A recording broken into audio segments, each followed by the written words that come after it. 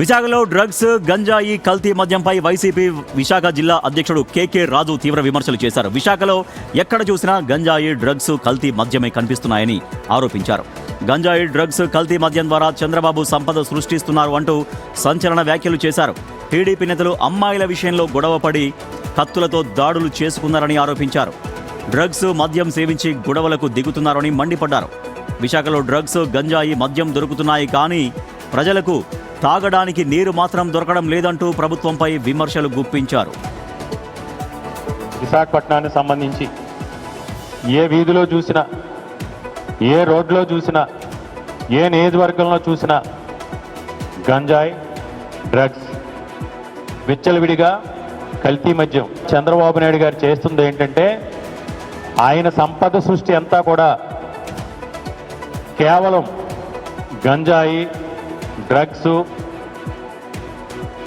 అక్రమ మద్యం, విచ్చలవిడిగా మద్యం వ్యాపారాల ద్వారా మాత్రమే ఈరోజు ఆయన ఆదాయ వనరులుగా మార్చుకున్నారనే దానికి నిదర్శనం ఏంటంటే, తెలుగుదేశానికి సంబంధించిన నాయకులు అమ్మాయిల కోసం కొట్లాడుకుని మద్యం మత్తులో, గంజాయి మత్తులో, డ్రగ్స్ మత్తులో అమ్మాయిల కోసం కొట్లాడుకుని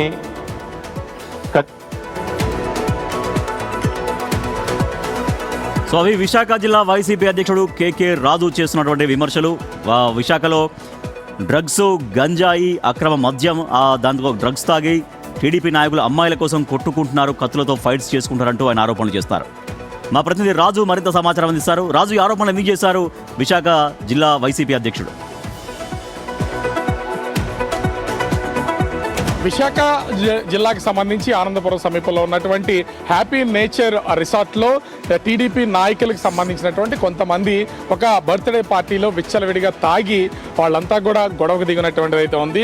ఆ పార్టీలో పాల్గొన్నటువంటి 11 మంది అమ్మాయిల కోసం పార్టిసిపేట్ చేసిన పార్టీలో ఉన్నటువంటి కొంతమంది టీడీపీకి సంబంధించినటువంటి నాయకులు ఉన్నారు. ముఖ్యంగా ఆ టీడీపీ అనుబంధ యూనియన్కి సంబంధించి, విద్యార్థి యూనియన్కి సంబంధించినటువంటి వాళ్ళు అమ్మాయిల కోసం కొట్టుకోవడమే కాకుండా కత్తులతో దాడులు చేసుకున్నారనే విషయం బయటపడినటువంటి నేపథ్యంలో వైసీపీ విశాఖ జిల్లా అధ్యక్షుడు కేకే రాజు ఈ విమర్శలు చేసినటువంటిది అయితే ఉంది. ముఖ్యంగా చూస్తే అటు విశాఖ జిల్లాలో అటు కల్తీ మద్యం, అదేవిధంగా డ్రగ్స్, గంజాయి ఎక్కువైపోతుంది. వీటిని కంట్రోల్ చేయాలనేటువంటి ప్రభుత్వం నిమ్మక నీరెత్తినట్లు వ్యవహరిస్తుంది. దీనితో పాటుగా సొంత పార్టీకి సంబంధించినటువంటి స్టూడెంట్స్ వింగ్ నాయకులే అమ్మాయిల కోసం, మద్యం కోసం విచ్చలవిడిగా తాగి కొట్టుకోవడం అనేది చూస్తుంటే మొత్తం అసలు సమాజానికి ఎలాంటి మీరు మెసేజ్ ఇవ్వాలనుకుంటున్నారు అనేది కేకే రాజు చేస్తున్నటువంటి ఆరోపణ. ఇక్కడ ముఖ్యంగా జరిగినటువంటి ఈ పార్టీలో అటు టీడీపీకి సంబంధించినటువంటి స్టూడెంట్ యూనియన్కి సంబంధించినటువంటి ఇద్దరు కత్తులతో పొడుచుకున్నటువంటిది అయితే ఉంది.